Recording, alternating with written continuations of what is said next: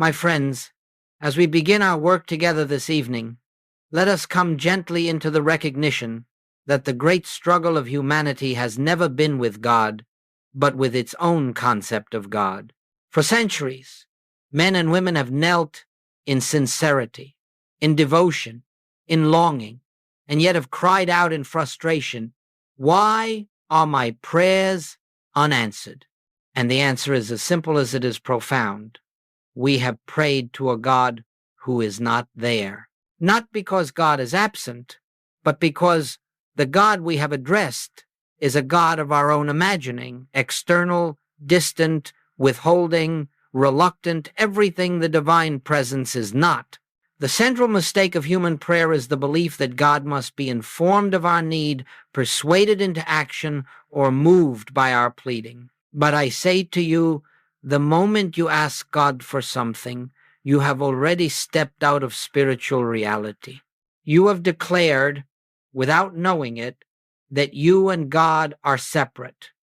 You have assumed that God possesses what you lack. And in that one assumption, you have created the very barrier that makes your prayer fruitless.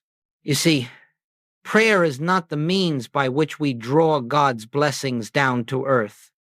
Prayer is not a transaction between the needy and the divine. Prayer is not a request. True prayer, spiritual prayer, is the opening of consciousness to the presence that has never withheld anything, the presence that is the life and substance of your own being. I would like you to understand this with great clarity. When you ask God for anything, you are praying as a beggar. When you recognize God as the infinite activity of your own consciousness, you pray as the Son of God. And only the prayer of the Son can be answered, for it is not a prayer to get, but a prayer to behold.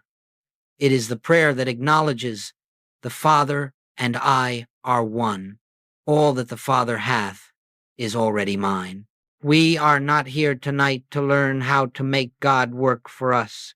We are here to learn how to rest in the awareness that God is already working, already fulfilling, already expressing. The infinite way is not a method of manipulating the divine, but of becoming still enough to witness the divine unfoldment taking place through us. And so, let this be our foundation as we go forward. True prayer does not move God. True prayer moves us into alignment with a presence that has never moved. Let us move a little deeper now, and let us do it gently, because what I am about to say will seem, at first, to contradict everything religion has taught you. But when you feel it inwardly, when you sense the truth of it, you will discover that it is the most natural understanding in the world. When you ask God for anything, you are not drawing God closer, you are pushing God away. You are placing the divine presence at a distance from yourself, and you are proclaiming that you, in this moment, stand outside of the fullness of God. It is almost as if you were saying, God has something that I do not have. God is somewhere that I am not. God knows something that I must try to obtain. And in that very attitude, you have stepped out of the reality of oneness and into the illusion of separation. Now, you may not do it consciously. You may pray with sincerity, with devotion, even with faith. But sincerity does not erase the fundamental error in the approach. Asking implies lack. Asking implies distance. Asking implies that God has not yet acted and must be persuaded to act. This is why so many prayers remain unanswered, not because God withholds, but because we pray from a consciousness that does not yet recognize God as the very life of our being.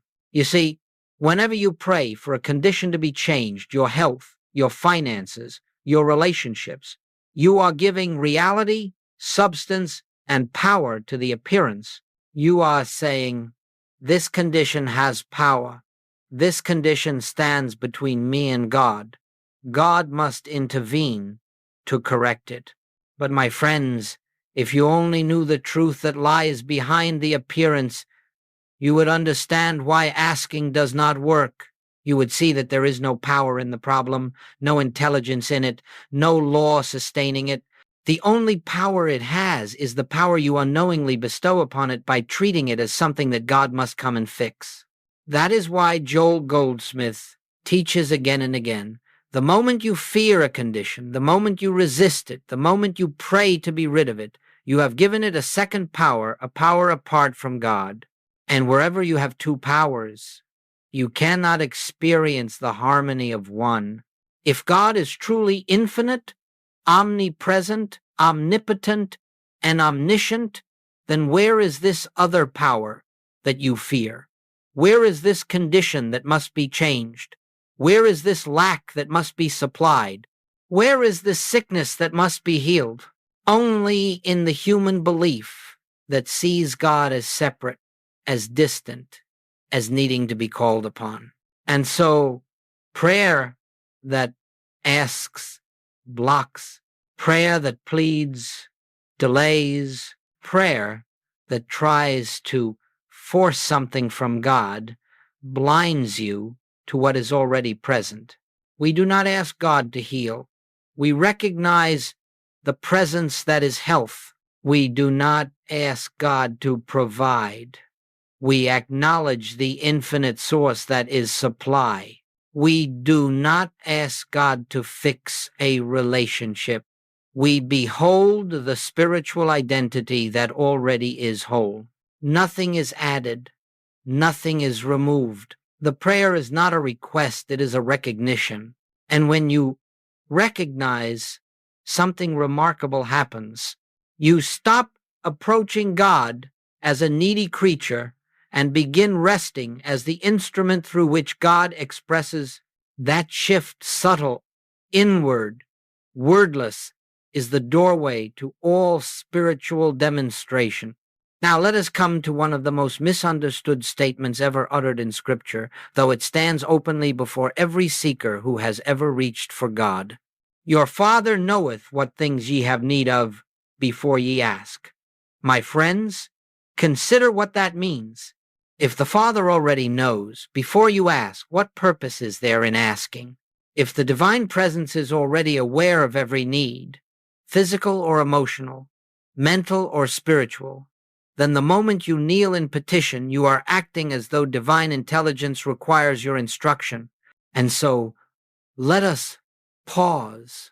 Let us breathe that truth gently into our awareness. There is a presence within you that knows your need before you speak it, before you formulate it, even before you become aware of it.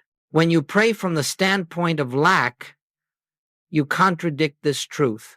When you attempt to outline to God the nature of your need, when you say, Father, I need health, or I need supply, or I need peace, you are assuming that the infinite presence has overlooked something in its own creation and must be reminded by you. Yet the entire message of the infinite way is that God has already established within your consciousness every form of good you will ever require. It is there, spiritually, invisibly, intact, awaiting recognition, not awaiting request, awaiting recognition. Let me illustrate this gently. When you wake in the morning, you do not ask the sun to rise. The rising of the sun is already established. You simply open your eyes to behold it. In the same manner, supply is already present. Harmony is already present. Guidance is already present. Healing is already present. And your prayer is not an attempt to create these things, but to open the inner eye that sees them. You cannot bring God into your experience by pleading, because God is already the very life that animates your being. You cannot persuade God to give, because God has never withheld. You cannot awaken divine love, because divine love is the substance of your existence. All that you seek is already present in the depths of your consciousness, and the only veil that hides it from you is the habit of turning outward to a God conceived as separate. Joel Goldsmith said it plainly. The moment you seek God outside yourself, you lose the God who is within. Not because God departs, but because your gaze is turned away from the secret place where God reveals God's self. To pray rightly, then, is not to inform God of your need, but to acknowledge that the Father within is already fulfilling every need, not as human conditions, not as improved circumstances, but as the activity of a presence that knows no absence, no lack, no limitation. And so, when we come to prayer, it becomes a quiet resting. Father, I do not need to tell you my need. You know it, and you are fulfilling it now, not because I ask, but because it is your nature to express your infinite completeness through me. In this recognition, prayer ceases to be a request and becomes a beholding. It becomes the sacred moment in which we see that everything needed for this day, every answer, every provision, every harmony is already established within the very consciousness we call I. Let us look now with a clear and gentle eye at the real reason supplication, begging, pleading, imploring fails to bring spiritual answers. It is not because God refuses to respond, nor because divine love withholds any good. It is because the very attitude of supplication arises from a consciousness that has accepted separation, and separation is the only illusion that can block the flow of grace. When you kneel before God in fear and say, Father, give me health, you have already accepted the premise that sickness stands apart from God and must be overcome by divine action. But in that single belief, you have unknowingly created two powers, a power in God and a power in the condition. The moment you grant reality to the condition, the moment you feel that it is something God must conquer, you have stepped outside the one power that alone governs all spiritual demonstration. You may not mean to do this. Your prayer may be filled with sincerity, devotion, even desperation, but the spiritual law is impersonal. Whether you recognize the truth or not, whatever you fear, you empower. Whatever you resist, you strengthen. Whatever you pray to change, you declare to be real. Now consider supply. When you pray for money, when you plead for employment, when you say, God, send me what I lack, you are affirming without ever intending to that lack is real and present. You are giving substance to the appearance. You are clothing the illusion with your belief, and you are approaching God with a hidden assumption that divine love has somehow neglected its own creation. And in that inner posture, the sense of lack is not dissolved, it is multiplied. This is why you must understand supplication is not a spiritual act. It is a human response based on fear. And fear is the one veil that blinds you to the presence that has never left you. You see, every plea to God carries a subtle confession. I do not yet believe that the Father within is enough. I do not yet trust the completeness of the infinite presence. I still see myself as a separate creature, struggling my way toward God. And the moment you see yourself as separate, the moment you imagine God as distant, your prayer becomes an echo in the empty chambers of the human mind, rather than an opening into spiritual realization. Let me say this plainly. You cannot pray from fear and expect the fruit of peace. You cannot pray from lack and expect the awareness of abundance. You cannot pray as a beggar and awaken as a son. The nature of God does not change because you pray. It is your consciousness that must change. It is your understanding of God that must ripen. It is the inner recognition of the one power, one presence, and one life that dissolves fear, lack, and delay. When you pray to fix a problem, you are praying from the problem. When you pray to remove fear, you are praying from fear. When you pray to bring good into your life, you are praying from the belief that good is absent. But when you rest, when you release, when you abandon the entire posture of asking, something extraordinary begins to happen. You stop energizing the appearance. You stop strengthening the illusion. You stop giving power where no power exists. And in that quiet moment, the spiritual truth reveals itself. The very thing you were praying to receive has been present all along unseen only because your prayer was rooted in fear rather than recognition. In the silence that follows the end of supplication, grace performs its perfect work. Now, my friends, since we have seen that asking God for things creates separation, let us turn to the real essence of prayer, what Joel Goldsmith called the highest form of worship. And let me say at the outset that this is not prayer as the world understands it. It is not the moving of lips, the repeating of holy words, nor the recitation of favored passages. It is not a reaching outward, and it is not a calling upward. True prayer is the most intimate act of awareness, the silent opening of consciousness to the presence that is already here. In Scripture we find the words, "Speak, Lord, thy servant heareth." This is not poetry. This is not metaphor. This is the entire principle of spiritual prayer. We do not speak to God. We listen for God. And listening is not an activity of the ears. It is the quieting of the mind, the relaxing of thought, the resting of personal will, until something deeper, higher, truer begins to stir within. You see, the human mind thinks prayer is speaking, but the spiritual consciousness knows prayer is receiving. You do not come to prayer with petitions. You come empty. You come without an agenda. You come without demands. You come without fear. You come without the belief that something must be changed.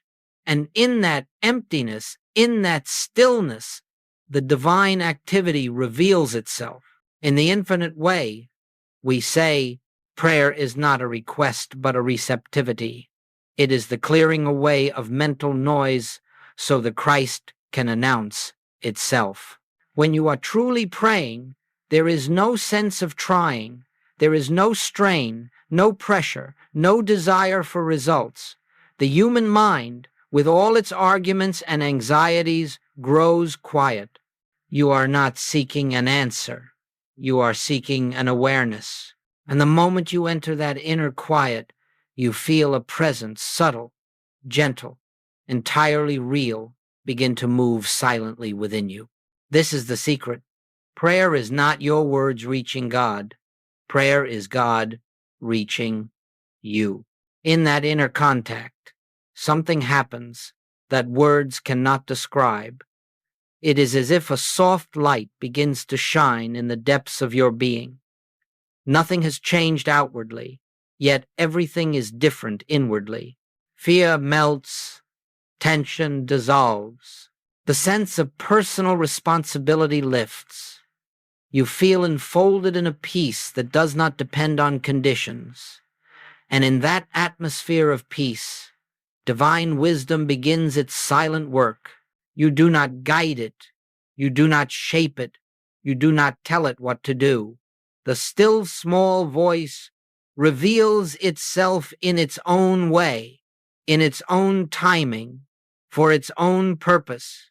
And often you find that what you thought was your need was never your real need at all. The presence knew your need before you formed it, and it meets that need in ways you could never have outlined or imagined. True prayer is the moment when the personal sense of I steps aside, and the divine I, the Christ, takes its rightful place. You do not gain anything through this prayer. Rather, you awaken to what was always present but hidden beneath the noise of human thought. This is why Joel Goldsmith often said, "Be still and listen."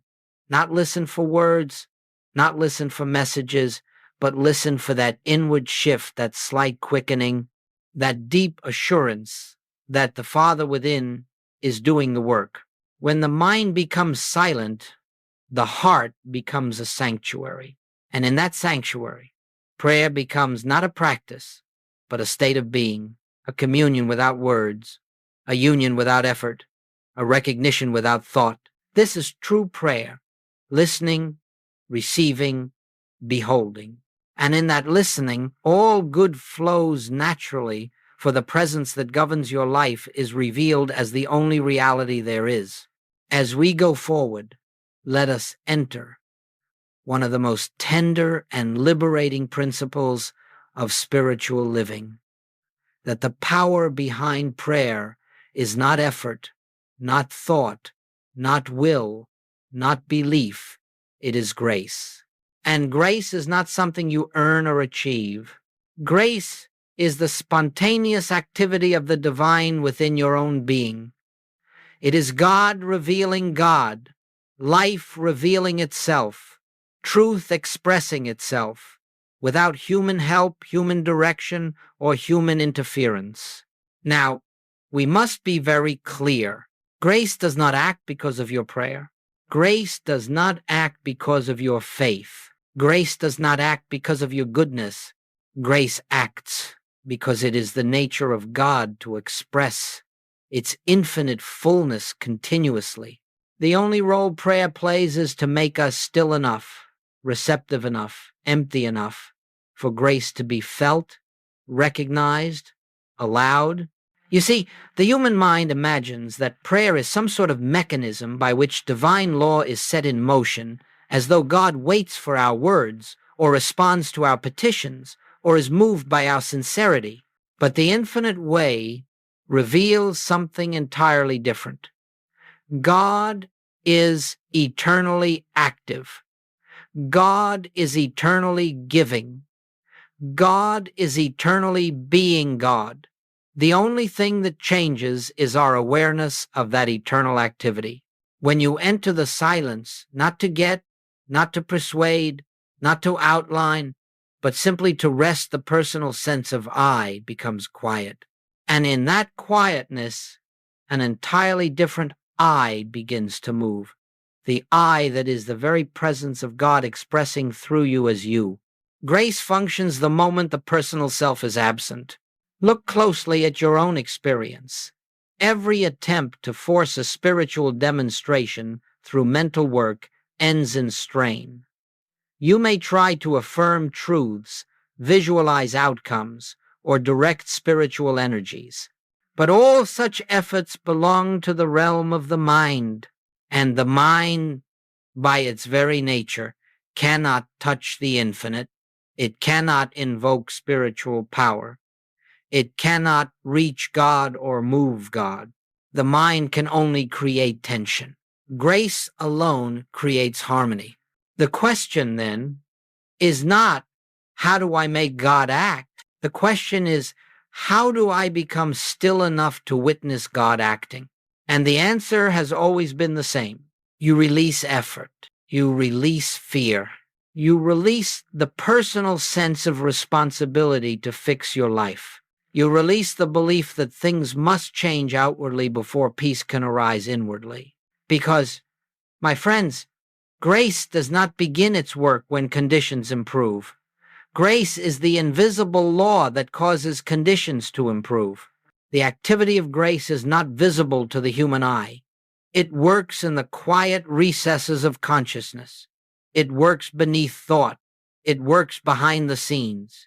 It works without noise, without drama, without evidence, until, at the appointed moment, the outward picture gently shifts, revealing what has been taking place within all along. That is why healing often appears sudden. That is why supply often comes unexpectedly. That is why relationships harmonize in ways no human reasoning could have predicted. It is not that God suddenly intervened. It is that you became quiet enough to let grace fulfill what grace had been fulfilling all along. In true prayer, We do not direct spiritual law. We yield to it. We do not compel God. We let the presence be itself. We do not strive for results. We rest in the awareness that omnipresent love is eternally accomplishing its own perfect expression. This is the mystical mechanism of prayer. Effort belongs to the human mind. Fulfillment belongs to grace. And grace is already at work the moment you stop trying to make it work. Now, as we come further into this work, let us look gently at the practical side of spiritual living, because the moment you stop asking God for things, something very real begins to happen in the outer picture of your life. Not because God has suddenly responded to you, but because you have become receptive to what God has been expressing from the beginning. Let us consider healing. When you pray for God to remove a condition, you are acknowledging the condition as real and powerful. You are placing it on a pedestal, granting it substance, and attempting to use God as a remedy. But when you cease praying for healing and instead rest in the recognition of one power, when you behold God as the only life, the only presence, the only law governing your being, the fear that sustained the condition dissolves. And the moment fear dissolves, harmony appears. The healing is not the result of asking. The healing is the result of recognizing that nothing needed to be healed.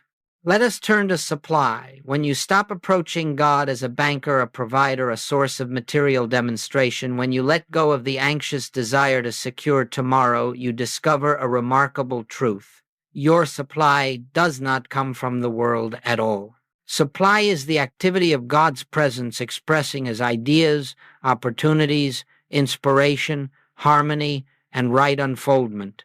And the more you rest in that recognition, the more the outer picture rearranges itself around your inner assurance. The demonstration is not the result of pleading. It is the fruit of knowing that your good is already established within. And now, let us gently look at relationships. When you pray for God to change someone, to soften their heart, to correct their behavior, you are giving reality to the belief that there is a separate person with a separate will that must be adjusted.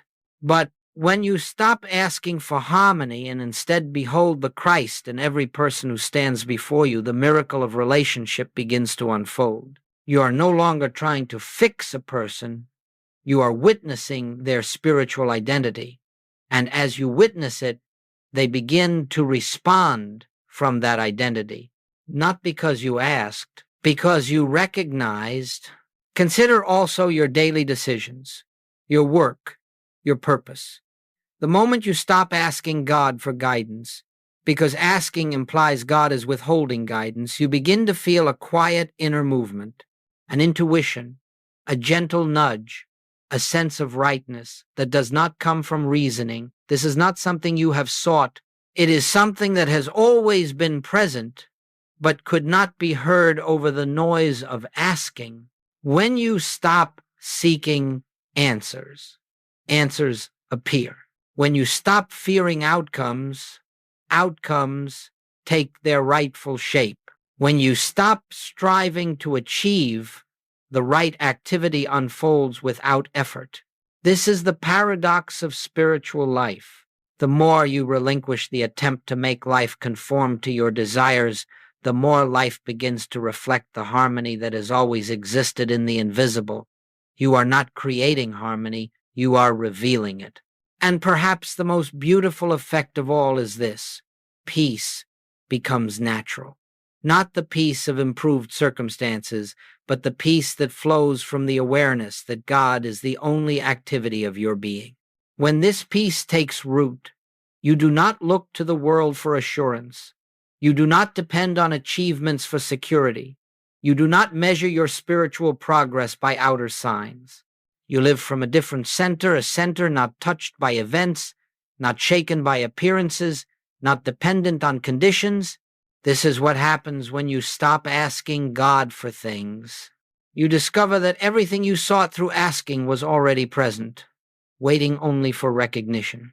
Now, my friends, having spoken of prayer as listening rather than asking, let us enter together the essence of that practice, not as a technique, not as a method, but as a quiet recognition of what already is. In this moment, we set aside the belief that prayer is something we do. We rest in the truth that prayer is something we receive. It is the inner atmosphere in which the presence reveals itself. Let us begin by releasing the sense of personal striving. There is no need to accomplish anything, no need to achieve a result, no need to change a condition. Simply allow yourself to become aware of a gentle truth. There is a presence living your life. You are not alone. You are not separate. You are not a human being reaching up to God. God is the very essence of your being, expressing as you. Now, let us quietly acknowledge that we bring nothing to this moment, not our fears, not our desires, not our hopes, not our petitions. We come empty. We come receptive. We come without agenda. For true prayer begins where human thought ends. And so we rest without effort in this inner spaciousness. Notice not with the mind, but with the heart of awareness that there is a subtle peace already present. You did not create it. You did not initiate it. It is simply here. It has always been here. It is the peace that passeth understanding, the peace that has nothing to do with conditions. In this stillness, we are not seeking a message. We are not listening for words. We are simply becoming aware of the presence that needs no language to make itself known. It is the still small voice, not heard with the ears, but felt as a gentle assurance, a quiet certainty that everything necessary is unfolding through the activity of the Father within. This is the essence of true prayer, the silent recognition of a presence so complete, so loving, so intelligent, that it requires nothing from you except receptivity.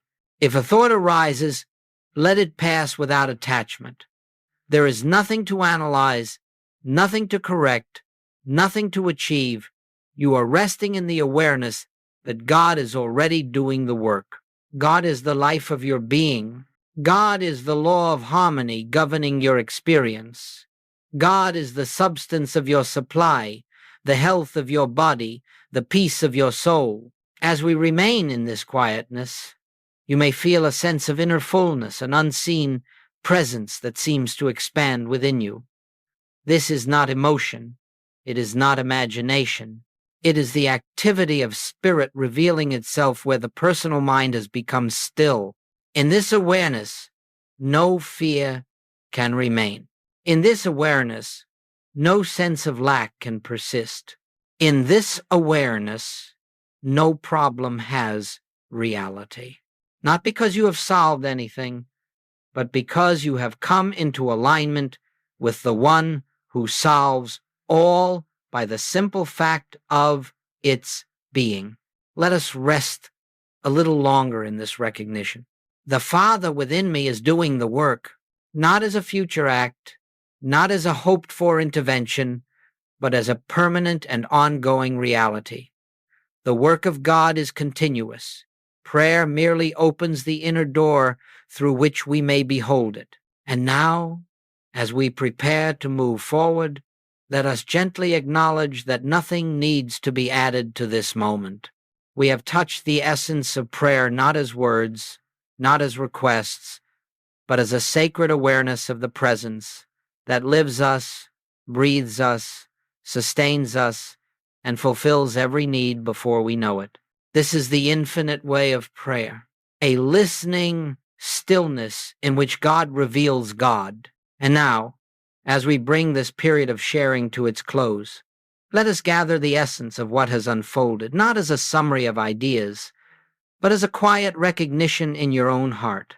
The great truth we have touched together is simply this: the moment you stop asking God for anything, you discover that nothing has ever been withheld from you.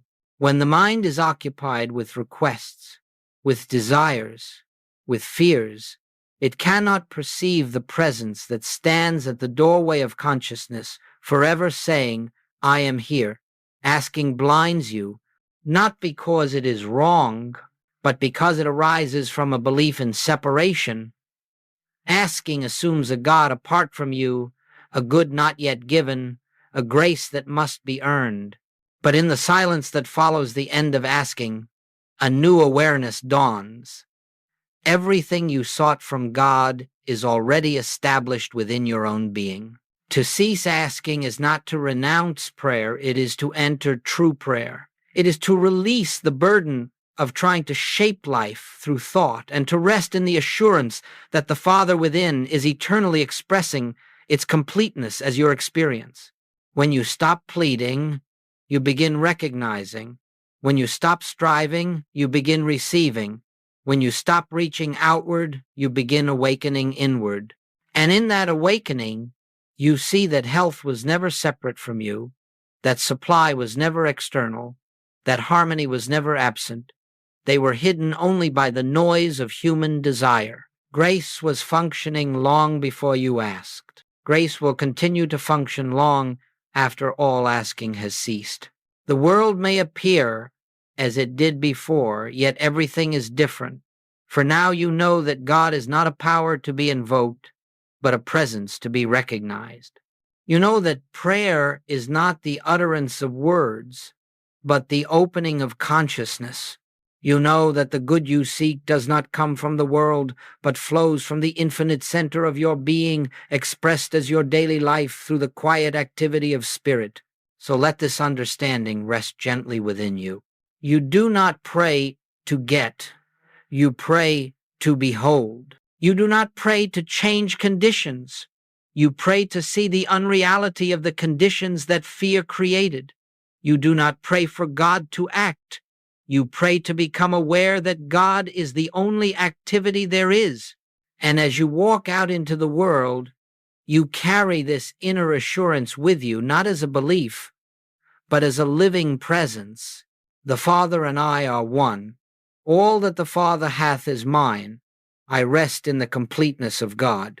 My friends, this is the infinite way, not a path of effort, but of receptivity. Not a journey of seeking, but of recognizing. Not a practice of asking, but of listening. Not an attempt to reach God, but the quiet discovery that God has been your very self all along. May this awareness go before you, illuminate your days, and reveal the harmony that has forever been your inheritance.